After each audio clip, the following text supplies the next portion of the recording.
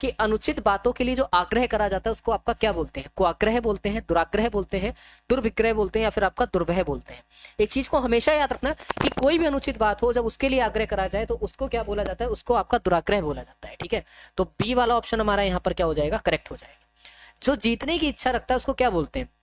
जिज्ञासु, अजय, धीवर, या फिर जिगीसु। ठीक है ना, तो यहाँ पे आपको बताना है कि जो जीतने की इच्छा रखता है उसको क्या बोला जाता है। ठीक है, अगर हम लोग यहाँ पे बात करते हैं कि जो अपने अंदर जीतने की बहुत ज्यादा प्रबल इच्छा रखता है उसको जिज्ञासु जो है यहाँ पे बोला जाता है। जिज्ञासु उसको बोलते हैं जो किसी भी चीज को जानने की अपने अंदर इच्छा रखता है, उसको आपका जिज्ञासु बोला जाता है ना। ईशत का आपको क्या बताना है यहाँ पे? ईशत का आपको यहाँ पे उचित विकल्प विलोम शब्द बताना है कि ईशत का जो विलोम शब्द है वो क्या होगा? अलम होगा, प्रचुर होगा, उपयुक्त होगा, या फिर ठीक होगा? चलिए जल्दी से बताएंगे। तो ईशत का क्या हो जाता है? यहाँ पे अलम हो जाता है। ठीक है, चलिए अगला देखिए कि उत्सुक का पिपायु होता है, अनुत्सुक होता है, जिज्ञासु होता है, या फिर आपका दर्शनार्थी होता है। उत्सुक का अनुत्सुक, तो सीधा सीधा आप इस पर टिक लगा दोगे, आगे बढ़ जाओगे। ठीक है, अगला क्वेश्चन देखो, मैंने अपनी आंखों की वह घटना देखी। मैंने अपनी आंखों की वह घटना देखी, यहाँ पे त्रुटि किस भाग में बताना है? मैंने अपनी आंखों की वह घटना देखी, या फिर यहाँ पे कोई भी त्रुटि ही नहीं है। ठीक है, तो जल्दी से बताएंगे कि जो हमारा सही उत्तर है वो क्या है। तो यहाँ पर समझते हो, चलो मैंने अपनी आंखों की वह घटना देखी, तो यहाँ पर क्या? मैंने अपनी आंखों से वह घटना देखी है ना, तो आंखों की यहाँ पे नहीं हो सकता है, मतलब आंखों से मैंने देखी है। तो बी वाले भाग में आपकी क्या है? तो यहाँ पे आपकी त्रुटि होगी। ठीक है, यह मेरा भाई है, यह मेरे साथ रहता है, यह मेरा भाई है, यह मेरे साथ रहता है। अब यहाँ पे बताओ कि किस भाग में जो है वो आपकी त्रुटि दे रखी है। ठीक है, या किसी भी भाग में आपका त्रुटि नहीं है? यह मेरा भाई है, यह मेरे साथ रहता है, यह मेरा भाई है जो मेरे साथ रहता है। ठीक है ना, क्या हो जाएगा? यह मेरा भाई है जो मेरे साथ रहता है। चलिए अगला देखिए कि प्राचीन काल में मध्य प्रदेश धार्मिक, सांस्कृतिक, आर्थिक और राजनीतिक क्रियाकलापों का मुख्य डैश रहा है? बाजार रहा है, घर रहा है, क्षेत्र रहा है, या फिर आपका केंद्र रहा है? ठीक है, मध्य प्रदेश के बारे में यहाँ पर पूछा जा रहा है। जब प्राचीन समय में जो रहा है वो क्या रहा है? बाजार रहा है, घर रहा है, क्षेत्र रहा है, या फिर आपका केंद्र रहा है? तो बहुत आसान सा जवाब है इसका कि सर जहां पे बहुत सी चीजें, अगर अभी प्रेजेंट में बात करते हैं तो प्रयागराज एक ऐसा केंद्र है जहां पे आपको धार्मिक, सांस्कृतिक, आर्थिक चीजें मिल जाएंगी, है ना। क्षेत्र नहीं है। क्षेत्र उसको बोलते हैं जब एक एरिया में लोग रह रहे होते हैं, उस एरिया को क्षेत्र से डिफाइन करते हैं। घर तो है ही है, ठीक है, मध्य प्रदेश के अंदर बतेरे घर है। बाजार, बाजार तब बोलते हैं जब यहाँ पे किसी चीज की, कोई भी चीज जो है यहाँ पे बिक रही होती है तब उसको बाजार से इंडिकेट करते हैं। तो आप क्या बोलोगे कि यहाँ पर क्या रहा है? ये केंद्र रहा है ना। चलिए अगला देखिए कि सरकार की नीति है कि हिंदी के प्रयोग को प्रेरणा, प्रोत्साहन व से बढ़ाया जाए, दबाव से, सद्भावना से, दंड से, या फिर धन से। क्या किसी को धन देकर हिंदी बोलने पर यहाँ पे लागू कर ही जा सकता है? ये बोला जा सकता है भैया धन ले लो, तुम हिंदी बोलते रहो, ऐसा नहीं है ना। मैं भी अभी पढ़ा रहा हूँ तो कुछ मेरे मुंह से ऐसे इंग्लिश के वर्ड लिख लेंगे, ठीक है, उसको नहीं रोक सकते हैं। क्या दंड देना सही है? क्योंकि भाई दंड देना तो ये तो बिल्कुल ही एक तरीके से कानूनी हिसाब से ही, पूरी तरीके से नहीं, क्योंकि कानून के तो 6 वो है ना हमारे अधिकार कि हमारी भाषा को कोई भी हार्म नहीं कर सकता। हम जिस तरीके की भाषा बोल रहे हैं मैं बोलने दो, है ना। तो दबाव भी कोई नहीं बना सकता है। सीधी सी बात है कि सद्भावना से कि भैया ऐसा है, हिंदी ज्यादा से ज्यादा बोला करो। अगर हिंदी हमारी मातृभाषा, जितना ज्यादा ज्यादा बोलोगे उतनी ही अच्छी बात है, हमारे देश के लिए गर्व की बात है। ठीक है, अब देखो क्लियर हो गया यहाँ तक सभी को? चलो अब यहाँ पे बताओ कि किस वाले भाग में जो है वो आपका शुद्ध भाग जो है वो आपका कौन सा नहीं है। कृपया आज का अवकाश देने की कृपा करें, आज का अवकाश कृपया देने की कृपा करें, आज का अवकाश देने की कृपा करें, आज का कृपया अवकाश देने की कृपा करें। ठीक है, एप्लीकेशन सभी ने लिखी होगी बचपन में, ठीक है ना। कहोगे सर बिल्कुल हमने सभी ने पत्र जो है लिखा है ना। कोई ऐसा नहीं होगा इसने पत्र नहीं लिखा होगा, तो सभी ने पत्र लिखा हो। क्लास को जरा शेयर करके 100 के पार पहुंचाओ, ठीक है।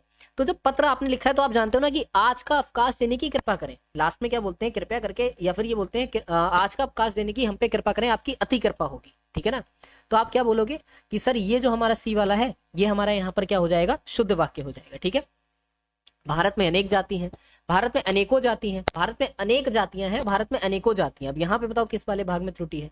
तो आप ये बोलोगे कि सर भारत के अंदर हमारी क्या हो जाती है? भारत में हमारी अनेक जातियां हैं। तो सी वाला जो है हमारा शुद्ध वाक्य है, ठीक है। अगला देखिए, मैं ज्यों ही स्टेशन पहुंचा वैसे ही ट्रेन चली गई, मैं जैसे ही स्टेशन पहुंचा त्यों ही ट्रेन चली गई, मैं ज्यों ही स्टेशन पहुंचा त्यों ही ट्रेन चली गई, मैं ज्यों ही स्टेशन पहुंचा वैसे ही ट्रेन चली गई। यहाँ पे बताना है किस भाग में आपकी त्रुटि है, सॉरी कौन सा वाला भाग जो है, कौन सा वाला जो आपका यहाँ पे है वाक्य वो आपका शुद्ध है। तो सीधी सी बात है कि सर शुद्ध वाक्य के बारे में बोलेंगे तो मैं ज्यों ही स्टेशन पहुंचा त्यों ही जो है हमारी ट्रेन यहाँ से चली गई, रवानगी हो गई, ठीक है। चांदी काटना मुहावरे का अर्थ बता दो जरा, यहाँ पर क्या है कि भाई चांदी कट रही है हमारी, तो चांदी कट रही है, तुम अपना देखो। तो कहने का मतलब क्या है कि हमारी चांदी कट रही है, हमारे तो मौज हो रहे हैं, तुम अपना देखो, है ना, हम तो मौज ले रहे हैं, तुम देखो भैया तुम्हारा क्या हो रहा है। तो यहाँ पे क्या हो जाएगा, मौज होना हो जाएगा। चांदी कटने का सीधा अर्थ है मौज होना, भाई हमारे मजे आ रहे हैं। चोर की दाढ़ी में तिनका, लोकाती का सही अर्थ क्या है, चोर का स्वयं डरना, चोरी की पहचान होना, दाढ़ी गंदी होना, या हर चोर की दाढ़ी होना। भाई चोर की दाढ़ी में तिनका, इसका अर्थ यहाँ पर क्या निकल रहा है कि भाई चोर की दाढ़ी में तिनका है, तो इसका मतलब ये कि चोर जो है स्वयं से डर रहा है ना, वो कह रहा भैया यार हमें तो डर लग रहा है, हम पकड़े जा सकते हैं। तो क्या बोलोगे कि स्वयं से यहाँ पे डरना, चोर का क्या हो जाता है, स्वयं से डरना, मतलब चोर की दाढ़ी में तिनका, ठीक है ना। अब आपको क्या बताना है यहाँ पे कि आपको समानार्थी शब्द बताना है। जरा बताओ सहकार का जो समानार्थी शब्द है वो यहाँ पर क्या होगा, ठीक है। चलिए जल्दी से बताइए कि सहकार का जो समानार्थी शब्द है वो यहाँ पर क्या हो जाएगा। तो बोलेंगे सर सहकार का जो हमारा समानार्थी शब्द है वो हमारा यहाँ पे आम हो जाएगा, ठीक है। चलिए अगला देखिए कि ग्रह का समानार्थी शब्द हमारा क्या होता है। ग्रह माने मतलब हमारा घर भी होता है, ठीक है। तो आप सीधा सीधा बोलोगे कि सर इसका मतलब हो जाएगा गेह, जो है वो हमारा यहाँ पे करेक्ट ऑप्शन आंसर होगा, ठीक है। चलिए क्लियर सभी को, जल्दी से बता दो कि हाँ सर क्लियर हो गया। यहाँ तक किसी को भी कोई क्वेरी आई, कोई क्वेरी यहाँ तक नहीं आई होगी आप लोग को, ठीक है। अगले क्वेश्चन पे बढ़ते हैं। अगला क्वेश्चन देखते हैं हम लोग क्या है। वह प्राचीन नाम क्या है जिसने पटना शहर को जाना जाता था। ऐसा कौन सा नाम है जिसको प्राचीन नाम से पटना शहर को जाना जाता था। कौशल, गया, पाटलिपुत्र, गोमतेश्वर। देखो एक चीज को समझो, पटना शहर की एक अपनी एक तरीके से आप समझ सकते हो इतिहास है, एक बहुत बड़ा इतिहास है। पटना के बारे में बात करते हैं तो उसको पास्ट में हम लोग किस नाम से जानते थे, पास्ट में इसको पाटलिपुत्र के नाम से जाना जाता था, है ना, ये सभी को पता होगा पाटलिपुत्र। अब इस पाटलिपुत्र के उस समय पे बात करते हैं तो कौन थे, आप देखोगे पाटलिपुत्र को तो चंद्रगुप्त मौर्य हो गए, बिंदुसार हो गए, अशोक हो गए, सभी में पाटलिपुत्र में एक बड़ी ही राजधानी के रूप में पटना ने क्या करी, भूमिका निभाई है। बोलेंगे बिल्कुल सही बात है, ठीक है।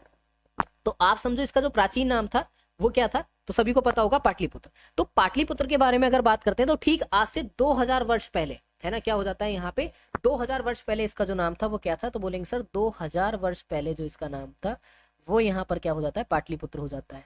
अब इस 2000 वर्ष पहले में भी अगर हम लोग थोड़ा सा डिटेल से बात करते हैं तो आप यहाँ पर क्या समझोगे कि चंद्रगुप्त मौर्य के काल में ही इसका नाम जो है यहाँ पे पाटलिपुत्र पड़ा था, और मगध साम्राज्य की क्या थी ये यहाँ पे, मगध साम्राज्य की राजधानी भी थी। या तो यूं कह सकते हैं कि मगध साम्राज्य की राजधानी तो थी ही थी, तो इसके अलावा क्या हो जाता है कि बिंदुसार आए, अशोक आए, उससे पहले यहाँ पे जो भी राजा है सभी ने पाटलिपुत्र को यहाँ पर क्या बनाया था, सभी ने पाटलिपुत्र को राजधानी बनाया था। और इस चीज को याद रखना कि गंगा नदी के दक्षिण में तट पर स्थित हो जाता है, ठीक है ना। कहाँ पर है, अगर हम लोग अभी भी बात करते हैं यहाँ पे पटना के बारे में तो कहाँ पर है, तो जो गंगा नदी है, गंगा नदी के दक्षिण में यहाँ पे पार्ट पे क्या हो जाता है, तो आप याद रखोगे कि सर दक्षिण में पार्ट पे हमारा जो है पटना स्थित हो जाता है, ठीक है, या फिर दक्षिण में तट पर हमारा जो पटना है वो स्थित है। क्लियर सभी को यहाँ तक, जल्दी से क्लास को शेयर करो। सिरके का रासायनिक नाम आपको बताना है क्या, ये तो बचपन से पढ़ते हुए आए होंगे कि भाई सिरके का जो रासायनिक नाम है वो यहाँ पर क्या हो जाता है, ठीक है। जल्दी से बताओ, क्लास को सभी लोग शेयर कर दो, एटलीस्ट 100 के पार तो पहुंचा ही दीजिए सभी को, ठीक है। चलो अब समझो सिरके का रासायनिक नाम के बारे में पूछा जा रहा है। तो सिरका एक तरीके का क्या है पता है आपको, तो आप बोलोगे सर सिरका जो है एक तरीके का एसिटिक एसिड है, ठीक है ना। क्या हो जाता है यहाँ पे, एसिटिक एसिड है, या फिर एसिटिक क्या हो जाता है, ये अम्ल हो जाता है। क्लियर है यहाँ तक, बोलेंगे सर बिल्कुल हमको अच्छे तरीके से क्लियर है कि एसिटिक अम्ल हो जाता है ना।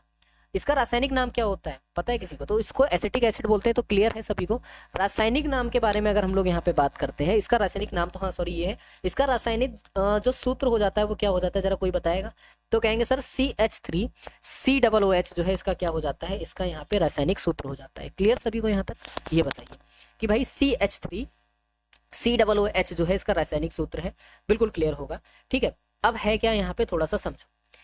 आपने यहाँ पे खाने वाले सिरके के बारे में आपने सुना है, भाई सबने खाया होगा जो खाने वाला सिरका होता है। आप कभी शादी ब्याह अटेंड करा होगा, आपके घर में हुआ होगा, तो वहां पे एक सिरके की बोतल आती है। कब आती है, जवाब देते रहा करो सभी लोग, है ना।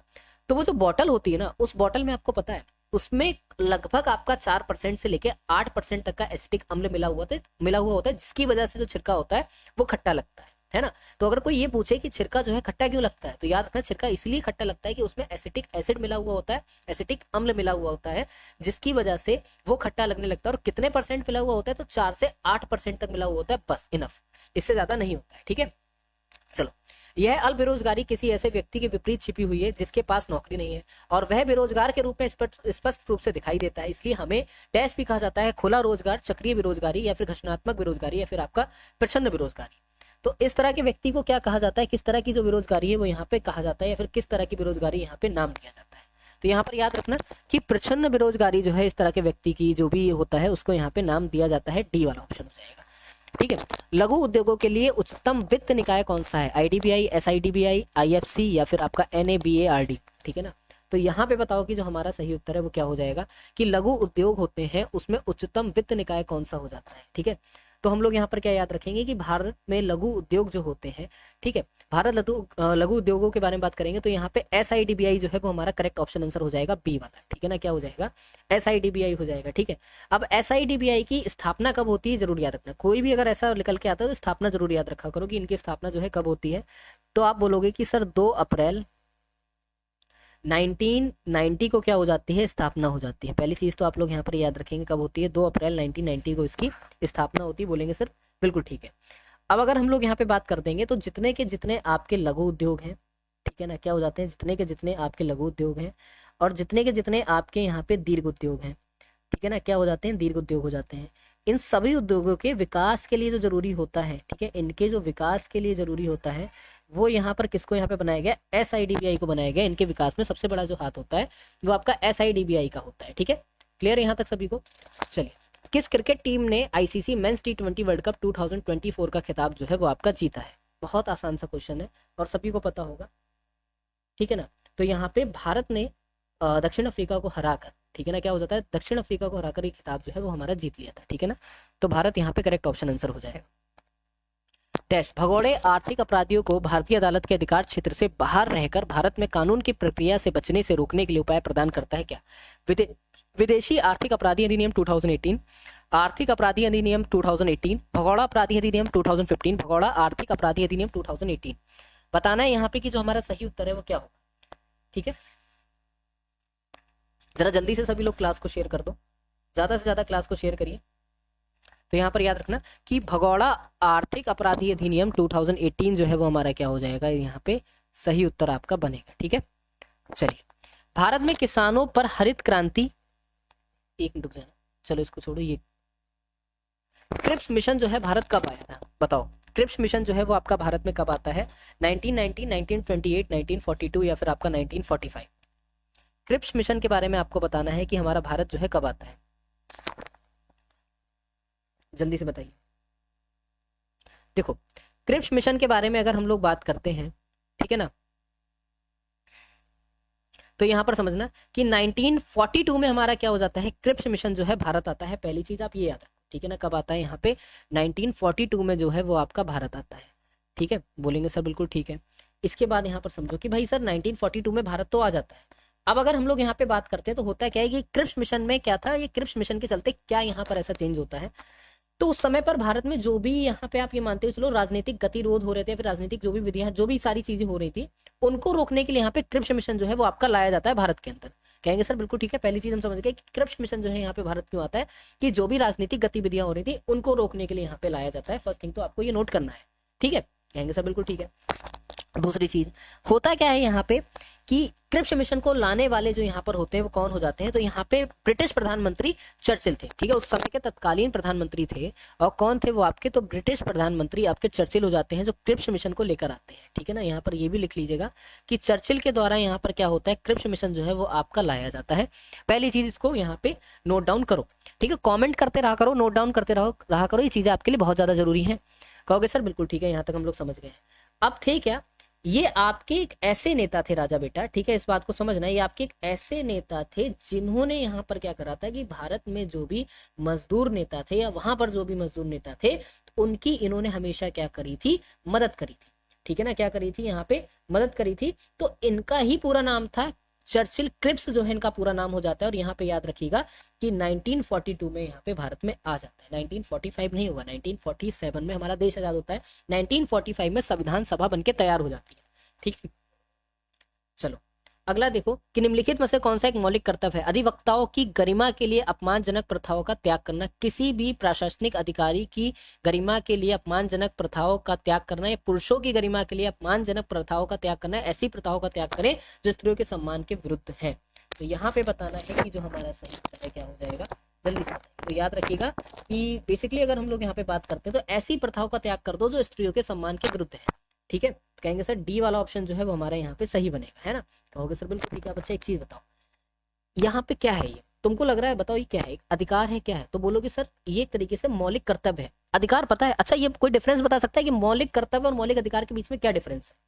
किसी को पता है कि जो हमारे अपने राइट्स हैं, ठीक है ना, हमारे जो अपने राइट्स हैं और जो हमारे कर्तव्य बनता है कि हमें ये चीज करनी है, इनके बीच में डिफरेंस क्या है? मौलिक कर्तव्य और मौलिक एक तरीके से आपके अधिकार के बीच। तो बोलोगे सर एक सिंपल सा फर्क है। सिंपल सा फर्क क्या है कि जो चीज हमें हमारे अधिकारों को रोके, ठीक है ना, अब सपोज करो कि आपका राइट है कि आपको पढ़ाई करनी है, बोलोगे सर बिल्कुल अच्छे तरीके से हम जानते हैं हमारा राइट है कि हमें पढ़ाई करनी है, ठीक है, ये आपका राइट बोलता है।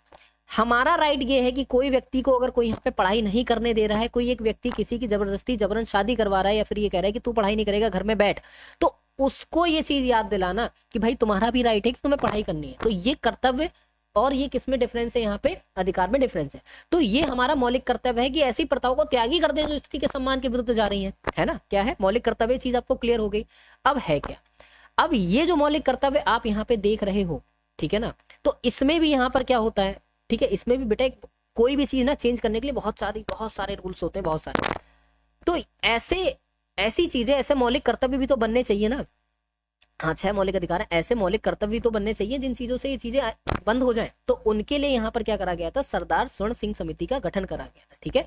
तब जाके यहाँ पे मौलिक कर्तव्यों को भी यहाँ पे ऐड करा गया था। निम्नलिखित में से कौन सा भारत के नृत्य के लिए दिए जाने वाला सर्वोच्च पुरस्कार है? कालिदास सम्मान, ठीक है, गुरुदेव प्रसाद पुरस्कार, या फिर आपके नृत्य शिरोमणि, या फिर आपके संगीत नाटक अकेडमी पुरस्कार। बताइए यहाँ पे जो हमारा सही उत्तर है वो आपका क्या बनेगा, जल्दी से बताओ।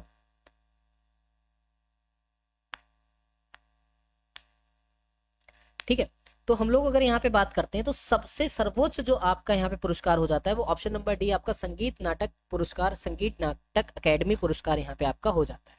क्लियर। अगला देखो, इनमें से कौन सा संयुक्त राष्ट्र संघ यूएनओ का स्थायी सदस्य नहीं है? यूएसए, रूस, दक्षिण अफ्रीका या फिर आपका चीन। तो बहुत ही आसानी से जवाब है दक्षिण अफ्रीका जो है वो यहाँ पे स्थायी सदस्य नहीं है, ठीक है। दक्षिण अफ्रीका क्या है, अस्थायी सदस्य है। भारत भी स्थायी सदस्य नहीं है, भारत भी आपका अस्थायी सदस्य है। केवल और केवल 5 स्थायी सदस्य हैं, मेरे साथ में रिपीट कर लेना, ठीक है। अमेरिका, रूस, ब्रिटेन, फ्रांस और चीन, ठीक है। क्लियर। अगला देखो, यहाँ पे दक्षिण अफ्रीका पे टिक लगा देते हैं। अगला देखिए कि भारत के राष्ट्रपति के पास आपात अधिकार है 4, 2, 5 या फिर 3। सिंपल सी बात है, भारत के राष्ट्रपति के पास हमारे 3 अधिकार है, ठीक है ना। क्या है, 3 आपातकाल अधिकार है। वो भी कौन कौन से हैं, तो जिनका प्रावधान जो है आपके भाग 18 के आर्टिकल 356 और आर्टिकल 360 में मिलता है, ठीक है ना। क्या होता है कि एक तरीके से अगर इन तीनों अधिकारों को कोई बता सकता है कि क्या है, सबसे पहला आप समझ लो वित्तीय आपात, ठीक है, वित्तीय स्थिति हमारी खराब हो गई, हमने कहा ठीक है। दूसरा, राज्य में संवैधानिक तंत्र विफल हो गया, तो हमने कहा ठीक है राष्ट्रपति शासन लागू हो जाएगा। राष्ट्र में, राज्यों में संविधान जो हमारा संवैधानिक तंत्र है वही बेकार हो जाए तो राष्ट्रपति शासन वहां लागू हो जाएगा, ठीक है। कोई रूल और रेगुलेशन मान ही नहीं रहा, अपने मर्जी की कर रहा है बस, तो वहां पे राष्ट्रपति शासन लग जाएगा। कहते हैं राष्ट्रपति शासन, फौज का शासन आ गया, तो बेटा वही राष्ट्रपति शासन होता है, फौज का शासन, इस चीज को समझना। इसके बाद में क्या है, युद्ध या फिर कोई भी बाहर से आक्रमण होता है तो वहां पे क्या हो जाता है, एक विद्रोह हो जाता है आपके अपने ही राज्यों में, वहां पे भी राष्ट्रपति शासन लग जाता है। 3 हो गए बस, भाग 18 में 356 आर्टिकल और 360, ठीक है। निम्नलिखित में से कौन सा राज्य स्वर्ण का अधिकतम मात्रा में उत्पादन करता है? कर्नाटक, पंजाब, छत्तीसगढ़ या फिर हिमाचल प्रदेश। तो यहाँ पर याद रखिएगा कि अगर अपने देश में हम लोग बात करते हैं तो 98% जो यहाँ पे गोल्ड का उत्पादन करा जाता है वो कर्नाटक के द्वारा करा जाता है, ठीक है ना। किसके द्वारा? यहाँ पे कर्नाटक के द्वारा। और बहुत 2 फेमस जगहों से आपका यहाँ पे होता है। पहला एक आपकी जगह हो जाती है कोलार और दूसरा आपका हट्टी, ठीक है ना। क्या हो जाती है, एक आपकी जगह यहाँ पर हो जाती है कोलार हो जाती है और एक आपकी जगह यहाँ पर हो जाती है हट्टी हो जाती है, ठीक है। इन दोनों ही जगहों पे आपका क्या है, बहुत ज्यादा क्या है, ठीक है। इस चीज को आप लोग यहाँ पर याद रखिएगा। और दूसरे नंबर पे कौन सा आता है, तो दूसरे नंबर पे आपका आंध्र प्रदेश आता है, ठीक है ना। क्या आ जाता है आपका दूसरे नंबर पर जो है वो आपका आंध्र प्रदेश आ जाता है। क्लियर। चलिए अगला देखो, लद्दाख के तिब्बत समुदायों में माना जाने वाला लोसर त्योहार का प्रतीक है शीतकालीन आपके इस क्रांति महोत्सव का, मानसून महोत्सव का, फसल कटाई त्योहार या फिर नए वर्ष का त्योहार।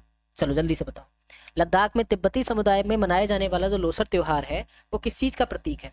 तो सीधी सी बात है कि सर ये जो लोसर त्योहार है ये आपका लद्दाख में मनाया जाता है और ये नए वर्ष का प्रतीक हो जाता है, ठीक है ना। नए वर्ष का त्योहार भी इसको यहाँ पे बोला जाता है। कहेंगे सर बिल्कुल ठीक है, डी वाला जो ऑप्शन है वो हमारा यहाँ पे करेक्ट हो जाएगा। तो नया वर्ष यहाँ पे लोसर के नाम से, त्योहार के नाम से मनाया जाता है, ठीक है ना।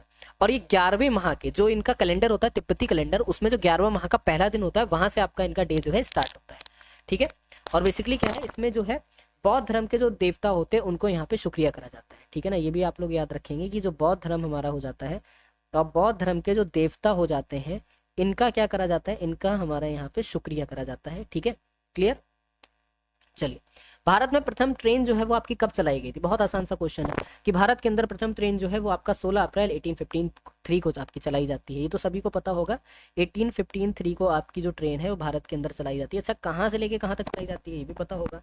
तो अगर हम लोग बात करते हैं तो बम्बई के पोरबंदर से लेके आपका थाने के बीच में चलाई जाती है और 34 किलोमीटर ही ये जो ट्रेन थी वो आपकी चली थी, ठीक है। कितनी चली थी? 34 किलोमीटर। और लगभग उस समय पर जो थे इसमें 400 यात्री थे बस, ठीक है।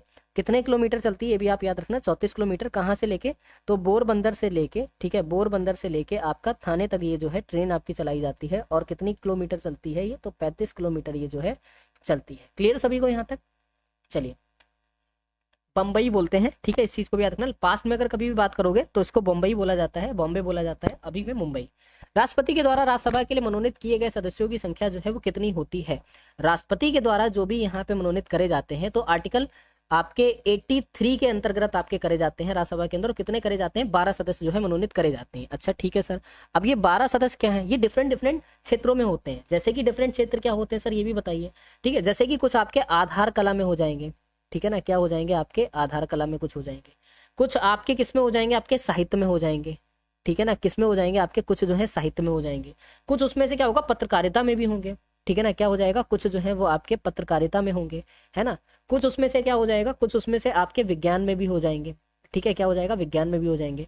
कुछ आपके यहाँ पे सामाजिक कार्यों में भी हो जाएंगे, है ना। किस में हो जाएंगे? आपके सामाजिक कार्यों में भी हो जाएंगे। तो इस तरीके से ये जो है यहाँ पर डिफाइन कर दिए जाते हैं, ठीक है। सबको अपना अनुभव होता है, सबका अपना एक तरीके से एक्सपीरियंस है, उसके आधार पर यहाँ पे करे जाते हैं। भारत की 5वीं पंचवर्षीय योजना का मुख्य उद्देश्य क्या था? गरीबी हटाना, गरीबी उन्मूलन, अपशिष्ट प्रबंधन, या फिर वनोन्मूलन, या फिर आपका राज्यों का केंद्रीकरण, ठीक है। याद रखना, एसएससी जीडी का पेपर देने जा रहा हूँ, सारी की सारी पंचवर्षीय योजनाओं को रट के जाना है, वरना तुम्हें दिक्कत होगी बहुत ज्यादा। पंचवर्षीय योजना से क्वेश्चंस बनते ही बनते हैं, ठीक है। तो आत्मनिर्भरता और गरीबी उन्मूलन जो है वो आपका करेक्ट हो जाएगा। चलिए, सही मिलान ये तो छोड़ दो, सही मिलान इसको मत करो, ठीक है ना। चलिए, अब आ जाते हैं यहाँ पर से हम लोग रीजनिंग के सेशन पर। रीजनिंग का सेशन आपके सामने है और यहाँ पे लिखा है कि बॉम्बे को किसी कोड लैंग्वेज में YABMOB लिखा जाता है, YABMOB लिखा जाता है। उसी लैंग्वेज में आपको बताना है लखनऊ को क्या लिखा जाएगा।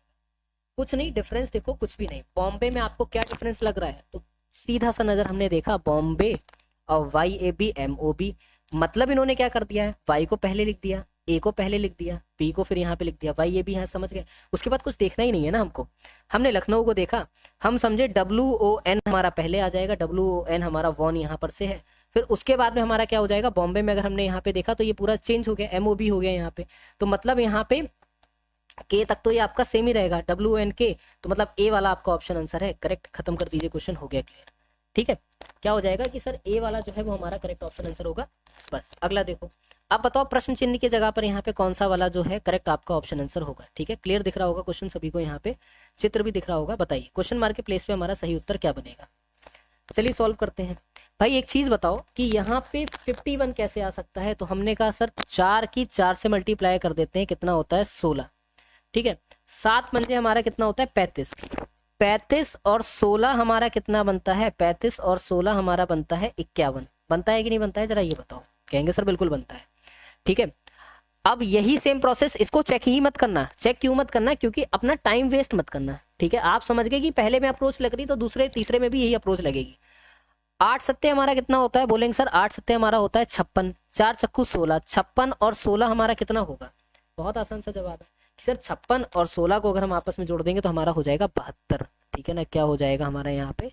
72 हो जाएगा। तो पहला वाला, सॉरी बी वाला जो ऑप्शन है वो आपका करेक्ट होगा, ठीक। चलिए, अब यहाँ पे देखो आपका क्या है कि परमानेंट, ये जो शब्द लिखा हुआ है, ठीक है ना, परमानेंट, इस शब्द के अक्षरों का प्रयोग करके क्या नहीं बना सकते हैं? बताओ जरा, कौन सा शब्द है जो यहाँ पे नहीं बनाया जा सकता है? तो बोलेंगे सर परमानेंट को अगर हम लोग यहाँ पे देखते हैं तो मेंटोर शब्द नहीं बनाया जा सकता। उसका रीजन ये है कि इसमें क्या यूज हो रहा है? इसमें ओ का यूज हो रहा है, ठीक है ना। किसका यूज हो रहा है?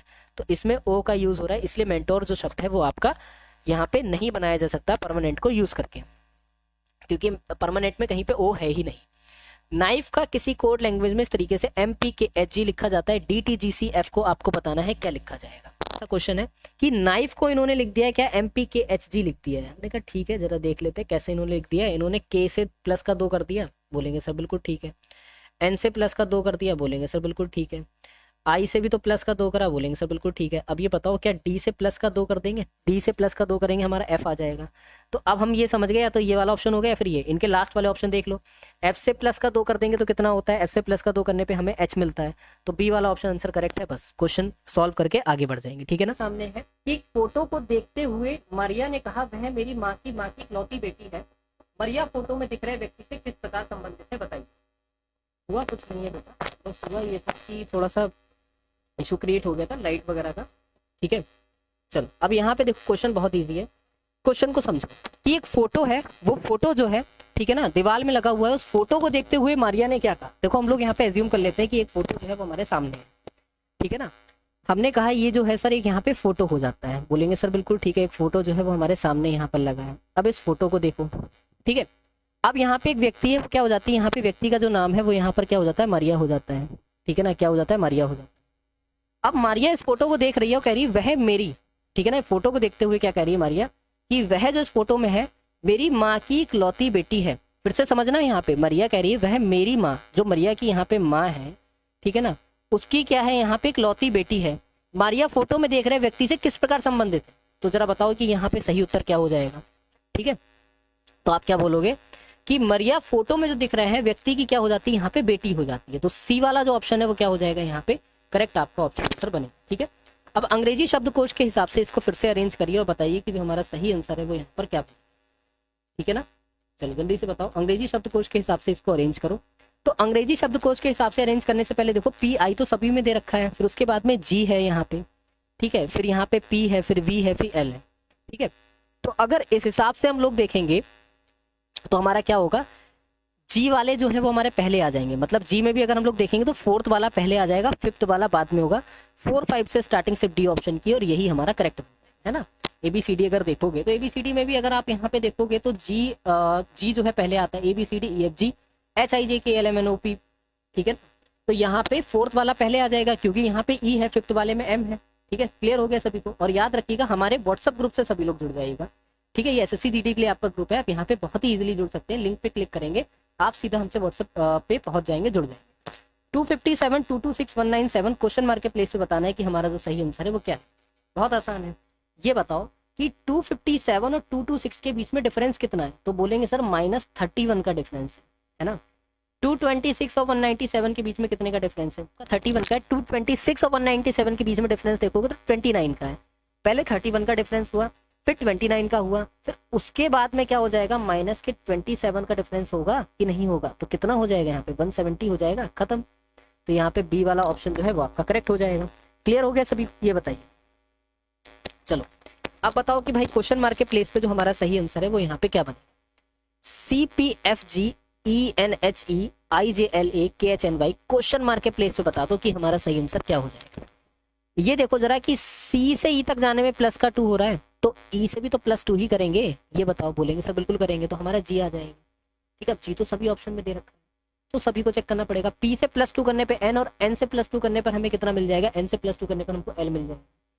F से +2 करने पर H, और H से +2 करने पर -2 करने पर P से -2 करने पर N, और N से -2 करने पर, ठीक है ना। देखते हैं तो +2 फिर H से +2 करने पर अगर हम लोग देखेंगे तो हमें H से +2 करने पर कितना मिल जाएगा, तो H से +2 करने पर हमको J मिल जाएगा।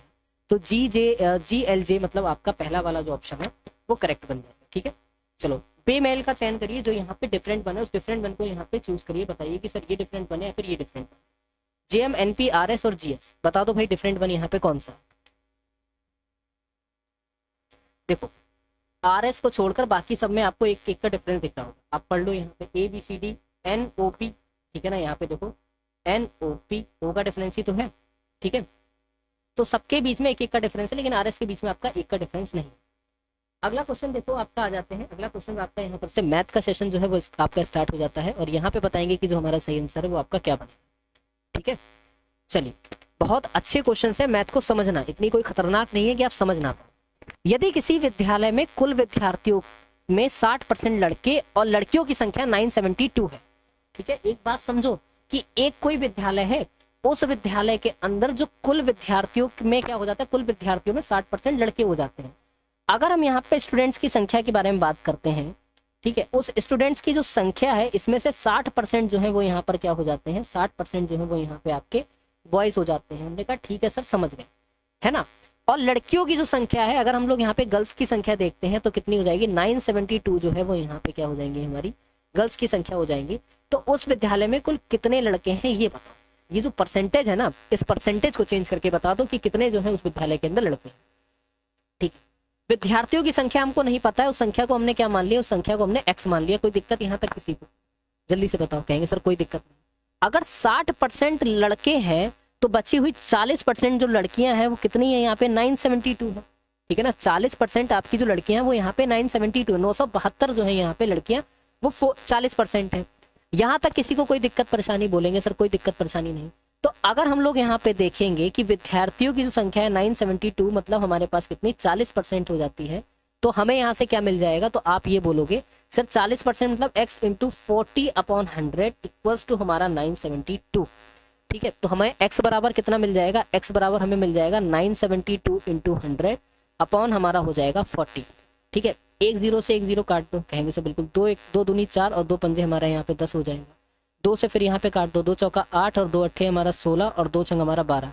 486 इंटू 5 आपका कितना हो जाएगा, 5 छक्का 30। तो मतलब हमारे पास यहाँ पे कितना बन जाएगा, 2430 जो है वो हमारा यहाँ पर क्या हो जाएगा। तो बोलेंगे सर ये जो है हमारे यहाँ पे टोटल विद्यार्थी हमारे हो जाते हैं। उन टोटल विद्यार्थियों में हमारा क्या है कि 972 गर्ल्स को घटा दोगे तो हमारे पास जो लड़कों की संख्या कितनी 1458 जो है लड़कों की संख्या हो जाएगी। ठीक है, समझ में आ गया सभी को? 4, 6, 8, 12 और x का औसत यहाँ पे कितना दे रखा है, 7 दे रखा है। समझना यहाँ पे बड़े ध्यान से, ठीक है, कि भाई 4 हो गया, ठीक है ना, 6 हो गया, 8 हो गया, 12 हो गया, और x का जो औसत दे रखा है वो कितना दे रखा है, कितने टोटल है यहाँ पे नंबर 5 है, 7 दे रखा है। ठीक है, हमें निकालना क्या है, 2x माइनस 3y का मान निकालना है। बात को समझो, हमें 2x माइनस 3y का मान निकालना है। अब देखो, और एक तरफ आपको x प्लस 9 प्लस 13 प्लस 15 और प्लस y का जो हमको औसत दे रखा है वो कितना दे रखा है, वो हमको 9 दे रखा है। ठीक है, तो यहाँ पे टोटल ऑफ नंबर आपके कितने हैं, तो टोटल ऑफ नंबर भी यहाँ पे 5 है। यहाँ तक किसी को कोई परेशानी या दिक्कत? वॉइस सब बिल्कुल प्रॉपर क्लियर होगी। ठीक है, अब देखो भाई 6 और 4 हमारा 10, 10 18, 18 12, मतलब तो हमारे पास यहाँ पे कितना बच जाएगा, तो हमें यहाँ पे मिल जाएगा 30 प्लस x। ठीक है ना, 30 प्लस आपका x इक्वल्स टू हमारे पास हो जाएगा 35। क्रॉस मल्टीप्लाई तो करोगे? बोलेंगे सर बिल्कुल सही बात है। तो हमारे पास x बराबर यहाँ पर 5 आ जाएगा कि नहीं, जरा ये बताओ। तो x बराबर हमें कितना मिल गया? बोलेंगे सर x बराबर हमें यहाँ पे 5 मिल गया है। ठीक है, वॉइस क्लियर है सभी को? ठीक है, अब बिल्कुल प्रॉपर है वॉइस। अब इसी तरीके से जरा y वाला हम लोग यहाँ पे एवरेज निकाल लेते हैं, कितना आ रहा है। y का एवरेज अगर आप लोग यहाँ पे निकालोगे तो हमें यहाँ पर कितना मिल जाएगा, तो हम लोग ये बोलेंगे कि x प्लस 13 और 9 और 15, ठीक है ना, प्लस y है आपका। एक मिनट रुक जाना, कहीं पे मिस्टेक है थोड़ी सी। हाँ ठीक है, हाँ कोई मिस्टेक नहीं, ठीक है ना। शुरू से एक बार सर बेटा समझो भी बताता हूँ। तो अब यहाँ पे देखो x की वैल्यू में 5 पता है ना, तो 5 प्लस 9 प्लस 13 प्लस 15, ठीक है, प्लस y। तो इसमें भी क्रॉस मल्टीप्लाई करोगे, जब क्रॉस मल्टीप्लाई करोगे तो हमें यहाँ पर कितना मिलेगा, 42 प्लस y इक्वल्स टू 45, और यहाँ पे y बराबर आपको 3 मिल जाएगा कि नहीं? बोलेंगे सर बिल्कुल मिल जाएगा।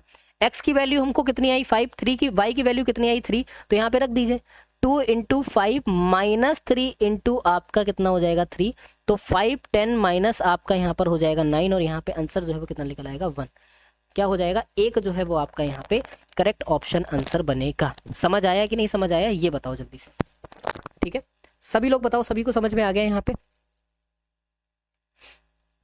चलो अगला क्वेश्चन नहीं समझोगे तो आपको नहीं समझ में आने का है। पहले लैंग्वेज समझो, यहाँ पे क्या है। 1 लाख रुपए का एक घर ए के द्वारा बेचा जाता है बी को। ठीक है, 1 लाख रुपए का एक घर है, वो घर जो है ए जो है बी को यहाँ पे बेचता है और उस पर 6% का प्रॉफिट कमाता है। अगर 1 लाख रुपए की चीज है उस 1 लाख रुपए की चीज के बारे में बात करते हैं, उस 1 लाख रुपए का 6% कितना होगा? बोलोगे सर 6,000 रुपए होगा। 10% कितना होगा? 10,000 होगा। और पूरा 100% खुद अपने आप में 1 लाख होगा कि नहीं होगा? जरा ये बताओ। बोलोगे सर बिल्कुल होगा। यहाँ पे एक ए है, यहाँ पर एक बी है। अगर 1 लाख रुपए की चीज को यहाँ पे क्या करा है, ए ने 6% के प्रॉफिट के बाद बेचा है, तो यहाँ पर कितना हो जाता है? तो 1,06,000 आपका हो जाता है। बोलेंगे बिल्कुल ठीक। ये अब आपको शॉर्ट मेथड से बताया था, इस तरीके का हो जाता है। लेकिन अगर यहाँ पे समझो, कभी भी हमारा प्रॉफिट होता है तो वो हमेशा 100 में जोड़ा जाता है राजा बेटा। क्या करा जाता है? 100 में जोड़ा जाता है। तो अगर ए का हम लोग यहाँ पे निकालते हैं, अगर ये जोड़ा जाता है तो ए ने कितने लाभ पे बेचा? तो 1 लाख रुपए का प्रॉफिट, मतलब 1 लाख रुपए का घर 6% के प्रॉफिट पे, तो प्रॉफिट हमेशा 100 में जुड़ता है बटा 100 हो जाता है। कट कर दो यहाँ पर से, इसको मल्टीप्लाई कर दो तो कितना निकल आएगा? 1,06,000 ही तो निकल के आ जाएगा। समझे कि नहीं? और लॉस जो होता है वो हमेशा क्या हो जाता है? माइनस में होता है। लॉस क्या होता है? हमेशा आपका माइनस में होता है। अब क्या हो गया यहाँ पे कि घर जो है बी उस घर को ए को फिर से वापस से बेचता है, लेकिन 3% की हानि पर बेचता है। बी को ये घर कितने का पड़ा था? 1,06,000 का पड़ा था। अब इसमें से 3% की उसको क्या हो जाती है? हानि हो जाती है। ठीक है ना? क्या हो जाती है? 3% की हानि। अब जरा ये बताओ कि 3% की जब आपकी हानि होगी तो 1,06,000 में से 3% की हानि मतलब 97/100 होगा कि नहीं होगा? ये बताओ। अभी सब बता रहे हैं, सब्र रखो राजा बेटा। बोलेंगे सर बिल्कुल हो जाएगा। तो जब आप इसको कट करोगे तो हमारे पास कितना निकल के आ जाएगा? 1,28,020। ठीक है ना? कितना हो जाएगा आपका? ये अमाउंट निकल के आ जाएगा 102,820 निकल के आ जाएगा। समझ गए कि नहीं समझ गए? कि जब बी ने ही घर बेचा तो ए को कितने का पड़ा? आपके सामने लिखा है ना, ए को कितने का पड़ा। यहां तक क्लियर? अब बोल रहा है कि पूरे लेन देन में ए का लाभ हुआ है कि हानि हुआ, ये बता दो। तो ए ने जब ये घर कितने का बेचा था? 1 लाख का बेचा था। 1,06,000 का बेचा था। ए ने ये घर जो है कितने का बेचा था? 1,06,000 का बेचता है। ठीक है। और दोबारा से उस घर को कितने खरीदता है? 1,02,820 रुपए में खरीदता है। बचा हुआ अमाउंट इसमें से कितना आ रहा है? तो उसको प्रॉफिट कितना हुआ? 3,180 रुपए का ही तो प्रॉफिट हो रहा है। बताओ समझे कि नहीं समझे? जल्दी से बताओ। समझ गए सभी लोग? फंसा बुद्धि में कि नहीं फंसा? दोस्तों एक क्वेश्चन आप सभी लोगों के लिए है, इसका कौन सा आंसर सही होगा कमेंट बॉक्स में ज़रूर बताएं।